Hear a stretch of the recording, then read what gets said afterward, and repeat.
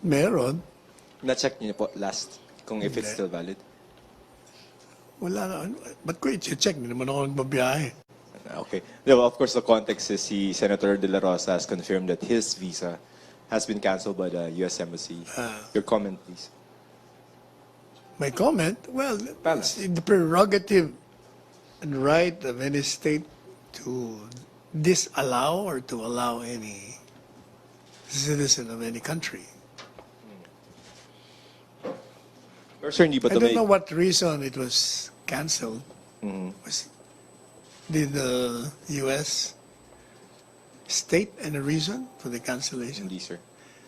But I understand, according to Senator De La Rosa, the embassy told him if he wants to Go. renew, he can reapply. So you don't think it has anything to do with the Magnitsky Act? And I have no idea. so we're okay lang if na-cancel yung visa ng... Okay, pwede naman pala siya mag-reapply. So non-issue siya, sir? Ha? Non-issue, parang ganun. Sa akin, non-issue. Okay, yun muna, sir. Okay. Ay, sige. May follow-up doon? Other issue. Chana.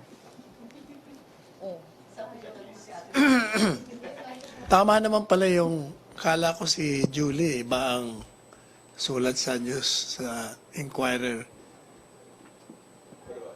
Hindi, yung they're blaming me for the fall of the stocks ng Ayala because of yung ginawang story ni Julie. Tama naman yung story niya. Ang mali, yung mga yung mga newscast, sinasabi nila na sinabi ko daw. Let me correct that. I never said that we will investigate TechnoHub because it is renting less than 20. What I said was, I read an item on internet, it alleges this. So, we will investigate if these allegations are true or not. Yun naman ang sulat ni Julie. Pero pagdating sa newscast, iba na. Ako na nagsabi. Sa akin na galing. Okay. Anyway, the Ayala TechnoHub issued a statement.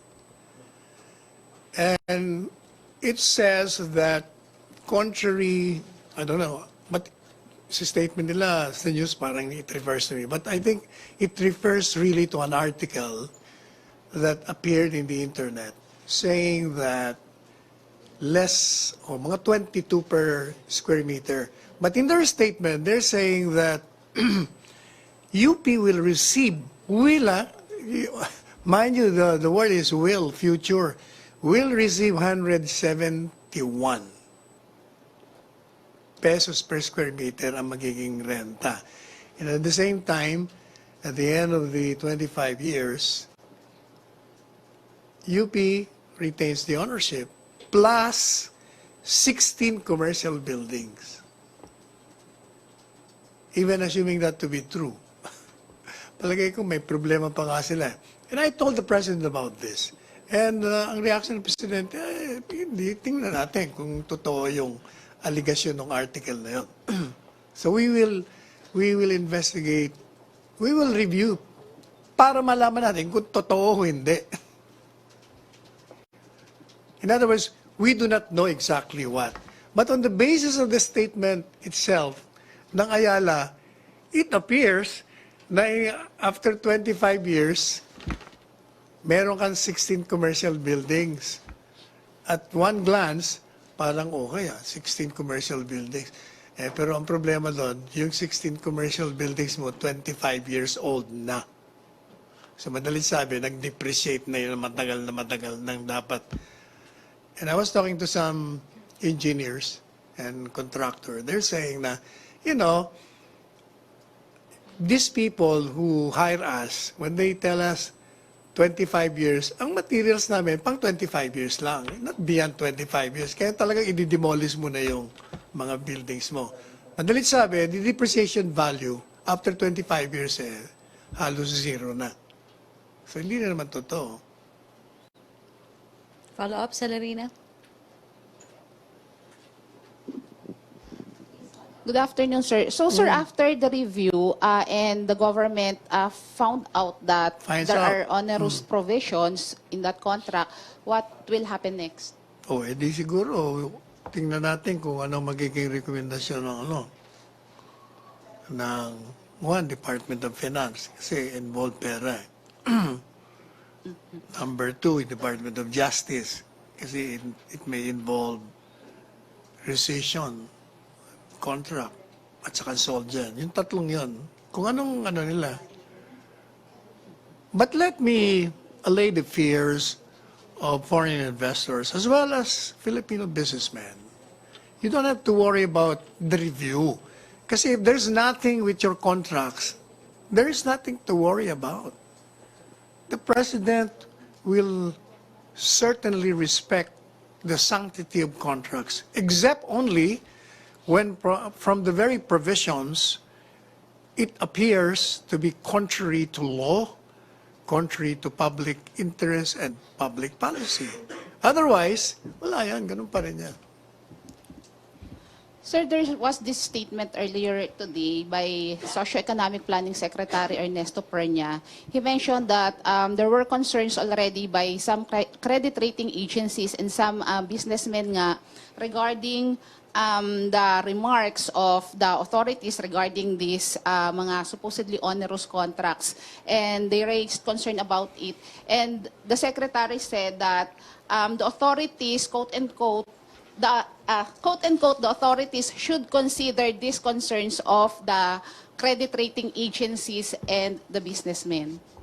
As I said, everything is being considered. But there is nothing to worry on the part of the businessmen, whether foreign or locals. Because the government will not be reckless to step into any contract that is not contrary to law.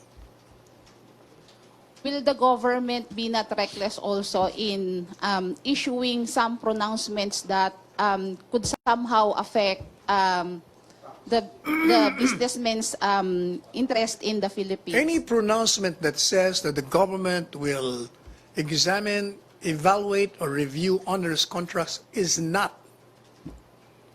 something that businessmen should be afraid of. Because it is the duty of the government precisely to protect the interests of the Filipino people. But how about, sir, the President's pronouncement that he would send these people like the Ayalas and the Pangelinans to jail and he will kick or slap them? Something to that effect. Yung kanya naman, on the assumption na totoo lahat na ginawa nga nila yun. Pero kung hindi naman, hindi ba si Presidente naman, kung hindi totoo yung sinasabi, he apologizes.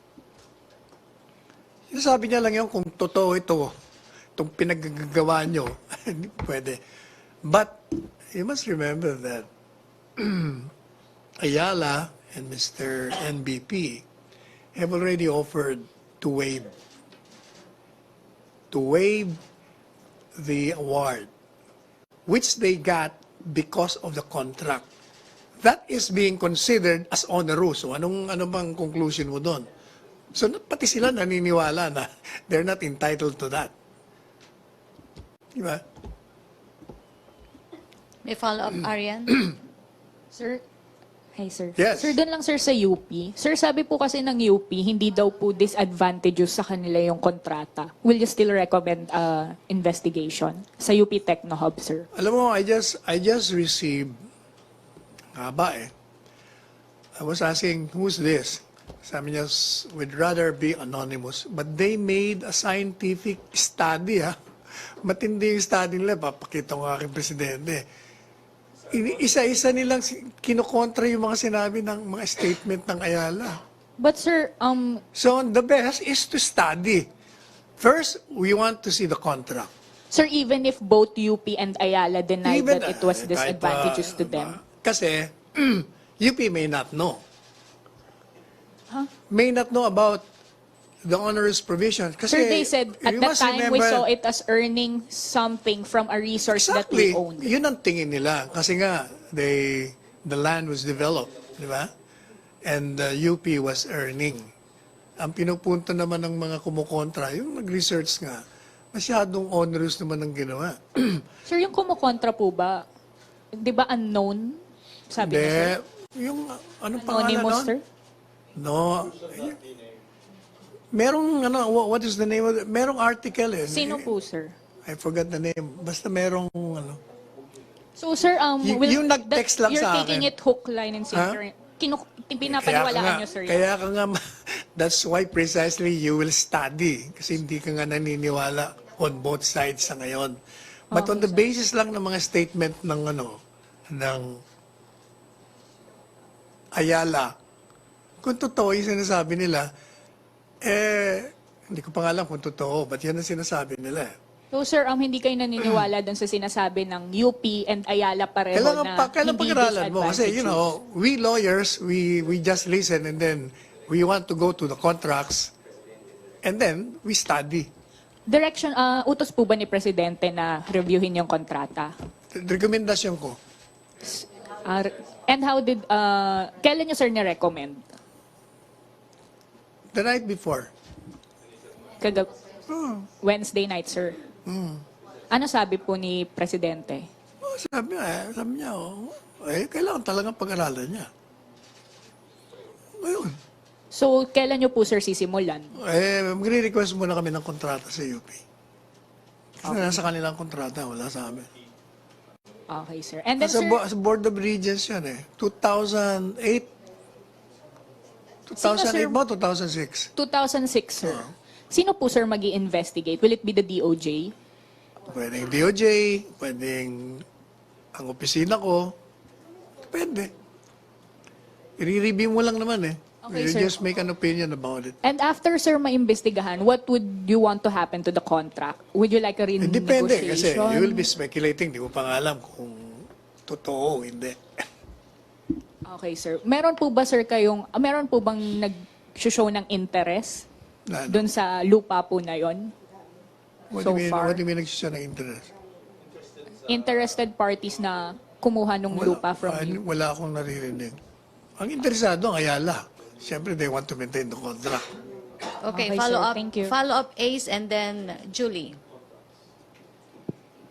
Sec, regarding water, nabanggit kahapon ni MWSS Chief Salamat na in the event that the two concessionaires refuse to accept the deal, pwedeng mag-conduct ng public bidding. Pero ang sinabi ni President Duterte, pag hindi in-accept, ina-nationalize. So ano ba yung magiging options ng government talaga? Ay, kung ano yung sinabi ni Presidente? Nationalize. Siya ang chief Nationalize. Siya ang executive officer. Siya ang bossing So you prefer muna yung nationalization option? Yan ang bago sabi yung ni Presidente. Okay. Salamat, Sec. Julie? Sir, di ba yung if we go back dun sa pag-review nung 1997 contracts over water, tinignan natin yung involvement ng government lawyers, di ba? In the case of UP, kasi di ba sa UP, autonomous siya, no? So, nag-enter siya into a contract with Ayala. When it entered into a contract with Ayala, may higher government lawyers pa po bang nag-approve doon or nung nag-review noon when at the time it was made? Actually, hindi ko alam. But since UP is an independent entity, it has its own lawyers. Okay. And since it's the Board of Regents that approve it, pwede yung they will be consulting their own lawyers. Merong general counsel ng UP. Okay. So if ever there's any liability on the part of UP, it will stop with UP. Walang mas mataas sa UP na maaaring nakapag-review ng kontrata bago siya tuloy na pirmahan. Or dumaan pa siya ng DOJ? Hindi ko or alam kung SG? paano.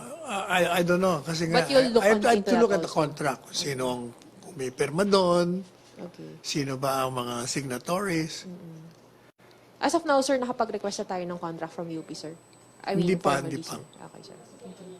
Okay, other issue. Chona? Mag-request tayo, no? Sir, yung one-on-one interview mo last night with the President, hindi natuloy. And you Due said- to pressing family matters. May we know, sir? The family was there and nandun ang pamilya kahapon. Sa bahay, pagbabago. Visit lang, sir? Or something? Visit lang po, sir? Or something? Visit. Siguro, basta nandun sila lahat. Nag-visit siguro. Wala kang sinabing basta sabi family, nandun ang family. First and second. The mom Hamlet was there. Second. Follow. Pero it was only moved to, kasi alanganin na babangga sa newscast kasi. Exactly, kaya ngayon, parang hindi nila. I remember the previous one, the part 1 was early, di ba? Mga alas 3. Mga ganon. We will recommend. May follow up doon?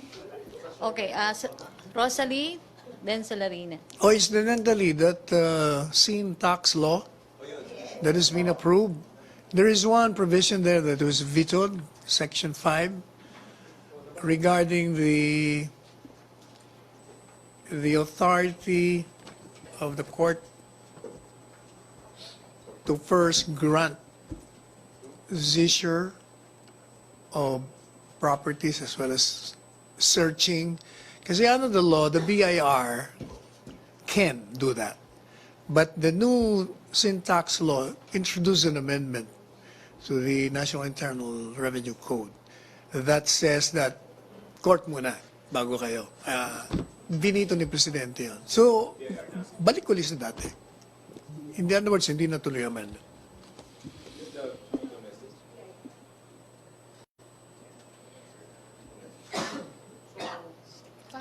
Sige, Celerina. Sir, regarding that veto provision, Yes. dahil ba sa magiging tedious pagka sa Supreme Court, kaya mas gusto ni President, mas sa BIR na lang ulit? Hindi, parang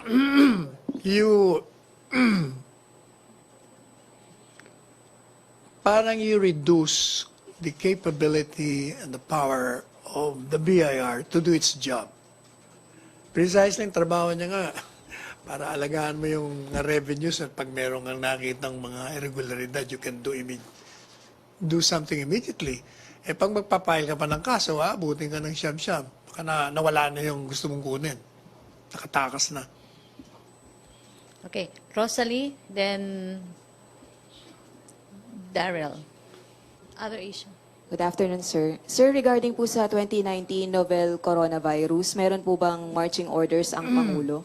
At ano-ano po ang protocol and directives sa mga airports kung saan pwedeng pumasok yung mga may sintomas ng bagong misteryosong virus I po? talked with Secretary Duque, and he said that we are on top of the situation. It does not reach an alarming level that we had to do some drastic measures like prohibiting people from entering, especially those suspected of having that kind of virus. So far naman mukhang, I understand there is only one minor coming from China that arrived in Cebu that was suspected of having that. Sabi naman ng Secretary Duque, okay naman yun, na gamot naman. Tapos I was asking him, what can we do? Sabi niya, alam mo, ang talagang gamot doon, preventive. Kailangan healthy tayo, yung ating immune system. Malakas. Kasi kahit na ano pang sabihin mo, pag mahina, lahat ng virus, lahat ng sakit natapo sa'yo. Ganun sabi niya sa akin. Pero sir, mabilis po yung pagkalat ng virus sa Asia at meron na rin pong confirmed case sa US. So are we not going to ban those coming from Wuhan City? Sa Or are ngayon, we... sinabi niya, hindi pa. Hindi pa nakikita yung kailangan gawin niya. How about our airlines, sir? Are we not going to discourage them to stop muna yung pong flight to Wuhan City. I was listening to the spokesperson of PAL. They were saying they have some protocols on that. Pag merong lang napapansin silang umuubo, ano, doon pa lang sa ticketing, doon sa pag-check-in mo, meron na silang protocols doon. Eh. Hinihiwalay na nila, ini-examine na nila. Meron din silang mga ginagawa. So the directives of the palace is to Wala pang directive ng palas na ano. Kung baga, Stricter measures, kung ano yung sir. sinabi ni Secretary Duque, yun na muna. Okay, thank you, sir. Okay, Daryl, Joseph, and then Celerina. Hi, sir. Sir, nakausap niyo na si Presidente regarding the US invitation po.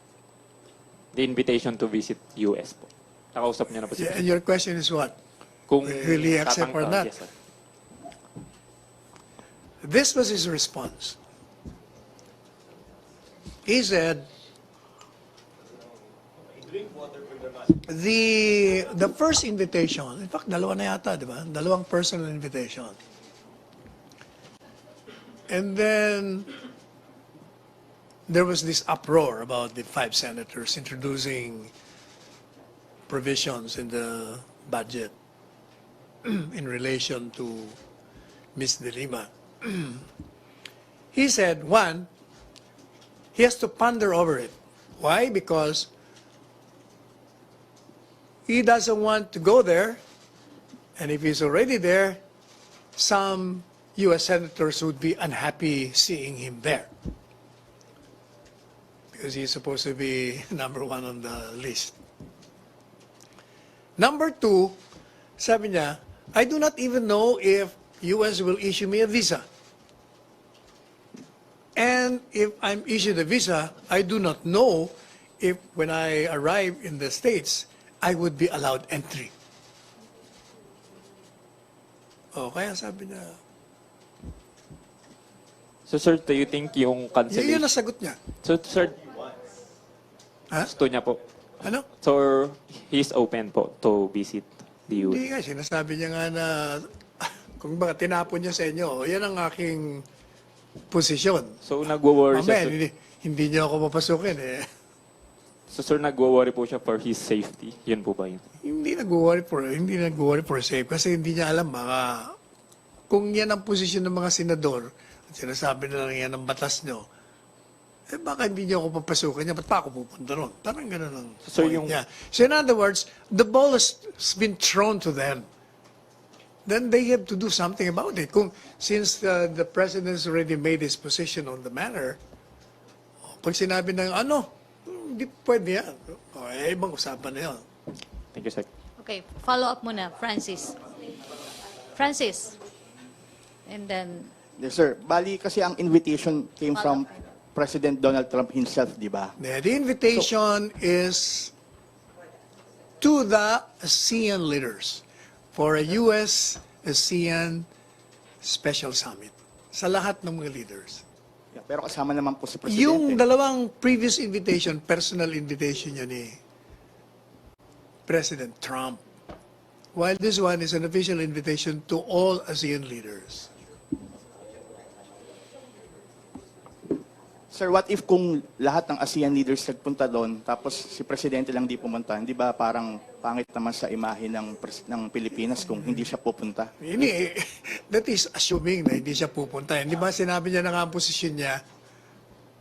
Kung baka tinapon niya sa Amerikano yung nasa isip niya. Una, ayaw kong maging unhappy yung mga senador niyo. Pangalawa, hindi ko nga alam kung papapasukin niya ako o hindi eh. Kasi meron kayo sinasabi niyong batas. okay. Ace? Pero hindi ba parang change of stance or tone to? Kasi previously... Change of what? Change of stance or tone. Kasi previously, the President will say, no, hindi ako pupuntain ngayon. Nagpapander na po siya. Kasi nga personal yung imbitasyon sa kanya ni Trump. Personal lang eh. Ito iba eh. It's an official invitation to all ASEAN leaders and there is a special summit. And Although last time, hindi naman siya nag-qualify na ganyan. Dati, talagang hindi, hindi kaya ako nga pupunta. sinasabi. Sinasabi niya na nga yun. Dati, mga personal invitation lang. This one is ibang invitation to. But ang problema nga, because of that, I don't want to see these senators seeing me and being unhappy, me being there. And at the same time, don't even know if they will allow me or not. One, will they give me a visa? Number two, kasi wala siyang visa. So, okay. So, given the word ponder, is it safe? Pondering. In other words- Pondering, yes. So, is it safe to say that he is not closing his doors to visiting the U.S.? Depende yun. Kasi, in other words, he's throwing the ball to them. Anong tingnan ko anong reaction nyo.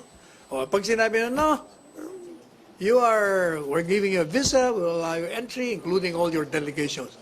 O, di, pag bumalik sa kanya, then I will ask him, Mr. President, ano na tayo? So, yun na yun. Okay. Salamat, Sec. Atina, Celerina, and then Julie. So sir, if the conditions are met na nabigyan siya ng visa and Wala naman siyang impose na condition. He just expressed certain sentiments relative to some issues that may affect his entry. also sir, based on your explanation, so yung interest of the ASEAN and the role of the Philippines then prevails upon the President's personal views against the U.S. No. From what I look at his responses, gusto niyang pumunta. Yan ang nasa isip ko. But, paano ako pupunta? Kung yan naman ang sinasabi niyong kondisyon sa Amerika. Hindi natin alam kung kakapasok ako doon. Wala pa nga akong visa. O, di ba? So we want the President wants an in other words, assurance. exactly nga, pinapabayaan niya namin mag-US government, mag-decide kayo. Ano, you're still inviting me or not? So an assurance from the U.S. government. Kasi on a personal level, he doesn't want to go there for the reasons he has already stated. One, he cannot stand the weather, the temperature. Di ba? Basta it's a long trip. Basta long haul, ayaw niya. Okay. Celerina, and then Julie. Sir, sundutin ko lang yung sinabi ni Tina. So, the President wants a categorical assurance from the U.S. No, he didn't say that. Basta yun ang usapan namin at kinukote ko siya exactly yung nasalita niya. So, ano dapat yung signal na gagawin ng U.S.? I don't know. Then let the U.S. receive whatever signals it wants to receive from the statements of the President. So, if the President won't push through with the trip, it means that the U.S. did not give any good signal to the I President. don't know. Mag-nag-i-speculate na lang tayo. Basta, yan ang posisyon ng Presidente. Okay, Julie. Sir, sundot ulit. Ano na? Sundot ulit, sir. Ano na?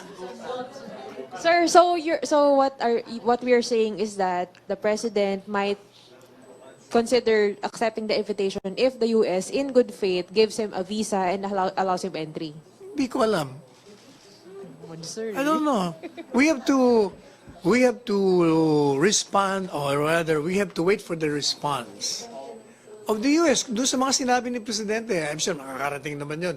Ngayon, sinasabi ko na, di ba? Minomonitor naman tayo ng lahat ng embassy. O, di siyempre sabihin, ganito.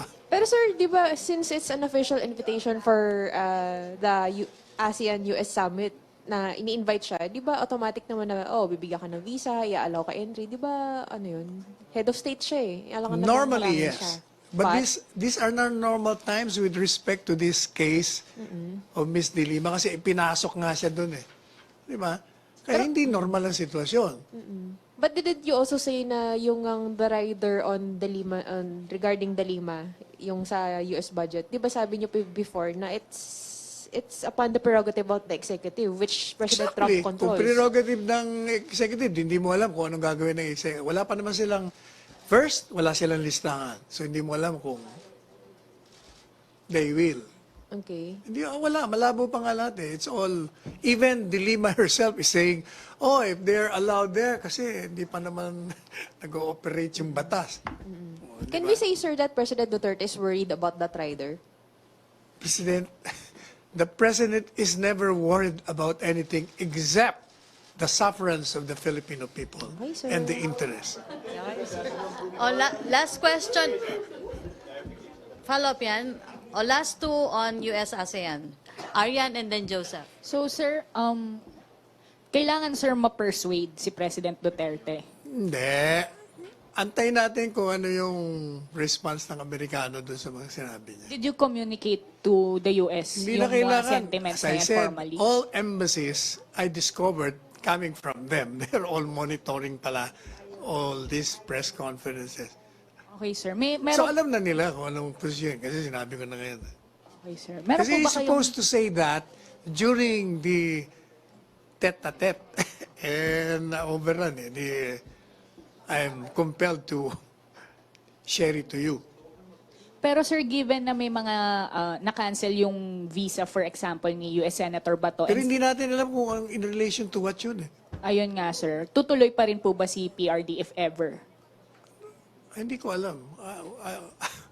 Hindi Mag-i-speculate po yun tayo. kino-consider. Hindi yun factor. Let's just wait for the response Okay, sir. of the U.S. Okay. government. Last on US-ASEAN, Joseph. Sir, categorical question. Does he or does he not want to go to the US? I do not know. Okay. Other issue, Why? Pero, sige, Joseph? I do not know yung sagot natin, sir.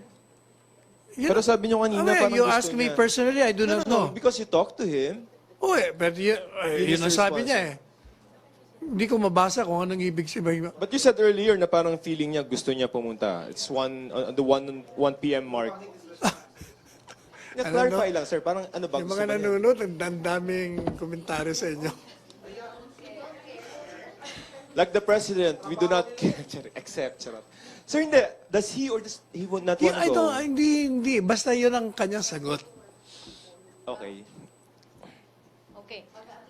Last, US, other, follow-up Hindi ko muna, Vance Fernandez. Pabot ang microphone. Sir, in short, takot po ba ang presidente pumasok sa teritoryo ng US? Hindi nga natatakot tong mamang to. Di ba sabi ko siya, walang kinakatakutan to. Okay, thank Okay, you. Takot so, lang siya pag naghihirap ang taong bayan. Gagawa niya ng paraan yun. Sir, will it make a difference kung official visit ang pag-imbita sa Pangulo? Hindi ko alam. Official visit from President. Basta sinabi niya na yung posisyon niya. You can draw your conclusions kung ano man ang you have in your minds. Okay, Celerina, other issue. Sir, just the Pulse's view regarding the gross domestic product. It was 6.5%, 6.4% last quarter last year, but full year it's 5.9%, and according to NEDA, it's the slowest in 8 years. Ano raw ibig sabihin nun? Mababa. So hindi nag-grow yung economy, mababa yung growth ng ekonomiya natin. Sabi naman nila, ganun daw talaga yun eh. Pag bumaba, wala nang ibang punta kundi umakyat. So why worry? So the palace is not worried, is not concerned about I think that. we have competent economic managers. They're doing their job very well. Okay, no more questions. Oh, Ace. Ito. So you're confident, or how confident are you that the figures or the growth will accelerate or the figures will improve? Since the economic managers say that we should not be worried, we believe them. What gives you that confidence? Because they are very competent. Remember, di ba yung inflation rate natin na-control nila yon. Ang dami nilang ginawang measures eh. Magagaling nga sila eh. Sige, Sec. Okay, last question na tayo kay Prince. Prince. And then Joseph. Last question na, Joseph. Sir, good afternoon. Sir, according to the recent SWS survey, 72% of the Filipinos are worried about the health of the president. Should the public be worried, sir, about the president's health? I think it's a given that any citizenry in a particular country should be interested and be worried about any state of health that the head of state has. But in the particular case of the president, he keeps on telling us exactly what he feels. He tells us his sufferings on particular illnesses that he got. arising from accidents. In other words, he has not hidden, kept from us anything that involves his health. He tells us, even when he goes to the doctors for examination. But of course, we're glad that people are worried because it only means that they love the president. He may not be strong as a bull like you, much, much younger, but certainly he can still function effectively as president. In fact, if you will compare him with the previous president, they may suffer in comparison with respect to the pace he has taken in fulfilling his job as president. I haven't seen any president traveling the way he travels. He flies from one point to another, visiting the troops, visiting calamity victims, having situation briefings, attending wakes, visiting injured personnel in the military or the PNP, and at the same time doing his work, and still reading books. Ibang klase nga itong presidente. Okay, that's why I always tell you, when the president looks groggy, or it only means one thing, kulang yung tulog niya on a particular day. Kasi every time I see him, when he shakes my hand, and the grip is very strong, oh, ganda ng tulog nito. Kasi alita mo siya pag kulang ang tulog, nakaganon lang yung kamay niya eh. Limp. Limp ang pag nag-shake ng hand. Iba-iba yung pag ano ka. Kung pag inaanto ka, siyempre gusto mong may matulog. Sir, after the president's medical test in October last year, nagkaroon ba siya ng follow-up test, sir? Parang wala ko narinig na nagpunta siya sa ospital. Sir, hindi naman po, sir, reason yung health concerns sa pagiging hesitant ni President Duterte sa pag-visit sa Estados Unidos, sir? Ay, hindi. Kasi ever since, ayaw niya talagang pumunta rin sa lamig eh. Pareho lang kami nung takot sa ano. Hindi naman takot. Malamig. Paglamig talaga. Okay. Yeah, I turn off the aircon eh. Thank you, sir. Last question na tayo. Joseph. Sir, fine-tune lang po yung sa U1, sa U1 ba yun? Yung novel coronavirus. Because there are calls to suspend the flights that are coming from Wuhan, China to Calibo. Because syempre doon galing yung virus, and si Congressman Biasan has recommended to the CAP to suspend the flights from that area. Response of the palace. What do you think of this? Wala pa kaming natatanggap ng ganong Do you recommendation. think we should suspend the Hindi ko flights? alam. Ha? When the recommendation comes, then we will evaluate it. So hindi tayo nag-aalala, sir, sa Wala possible spread? wala kami natatanggap ng recommendation. So at this point, no reason to panic? As per According Secretary to Duque? Secretary Duque. Wala raw. Okay. Okay, thank you, MPC. Thank you, Secretary Panelo. Back to our main studio sa Radyo Pilipinas and People's Television Network.